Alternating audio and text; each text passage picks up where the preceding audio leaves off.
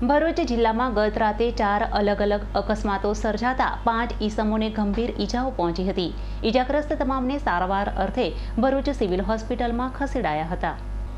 ભરૂચ જિલ્લામાં ગત રાતે 4 અલગ અલગ અકસ્માતો સર્જાતા 5 ઈસમોને ગંભીર ઈજાઓ પહોંચી હતી। ઈજાગ્રસ્ત તમામને સારવાર અર્થે ભરૂચ સિવિલ હોસ્પિટલમાં ખસેડવામાં આવ્યા હતા।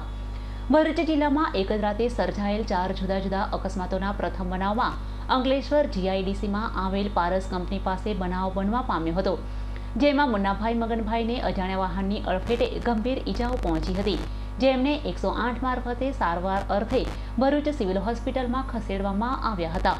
અકસ્માતના બીજા બનાવ ભરૂચ નર્મદા બ્રિજ પર બનવા પામ્યો હતો, જેમાં વડોદરાથી ભરૂચ આવતી ટ્રક નંબર GJ12 AY 2730ના ચાલક કમલેશભાઈ કાંજીભાઈ કલાસભાઈ આગળ ચાલતી ટ્રકમાં પોતાની ટ્રક ભટકાડી દેતા ચાલક કમલેશભાઈ સહિત ક્લીનર જયંતિભાઈ લાલજીભાઈ પટેલ બંને ગંભીર રીતે ઘવાયા હતા, જેમને 108 મારફતે સારવાર અર્થે ભરૂચ સિવિલ હોસ્પિટલમાં ખસેડવામાં આવ્યા હતા।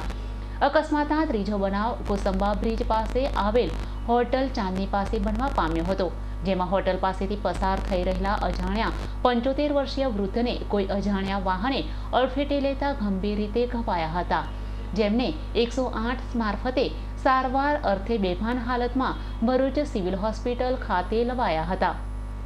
અકસ્માતના ચોથા બનાવ ભરૂચ નર્મદા ચોકડીથી રોંગ સાઈડ જતી બાઇકને સામેથી આવતી ટ્રકે અડફેટે લેતા સર્જાયો હતો, જેમાં ભરૂચ નર્મદા ચોકડીથી વડોદરા તરફ પોતાની બાઇક રોંગ સાઈડે હંકારી જતા નરેશભાઈ છોટુભાઈ વસાવાને સામેથી પૂરઝડપે આવતી ટ્રક નંબર RJ01 GB 5580ના ચાલકે અથાડી દેતા ગંભીર રીતે ઘાયલ નરેશ વસાવાને 108 મારફતે સારવાર અર્થે ભરૂચ સિવિલ હોસ્પિટલમાં લવાયા હતા।